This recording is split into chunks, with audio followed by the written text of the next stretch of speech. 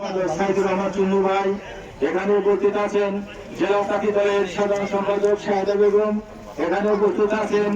থানা যুব দলের সাবেক সাধারণ সম্পাদক মাওলানা শহীদ মামুন খান ও বিএনপির অন্যান্য নেতৃবৃন্দ ও আমার ৫ নং ওয়ার্ডের সকল জনগণকে আমার সংগ্রামী শুভেচ্ছা অভিনন্দন। সংগ্রামী জনতা, আপনারা জানেন আমাদের জনগণ একটি পরিবারতন্ত্র রাজনীতির কাছে জিম্মি ছিল, আর সেই পরিবারতন্ত্র রাজনীতি থেকে সাধারণ জনগণ বের হয়ে শত যোগ্য নেতা সৈয়দ আকবর ইসার পাশে এসে দাঁড়িয়েছে। সেজন্য সকল জনগণকে আমি ধন্যবাদ জানাই। আমরা অত্যন্ত গর্বিত, আনন্দিত।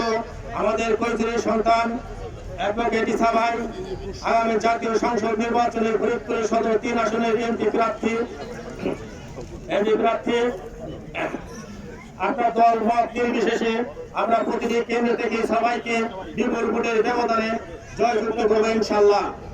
আজ আপনাদের উপস্থিতি প্রমাণ করে ৫ নং ওয়ার্ডের মাটি সাভার ঘাটি।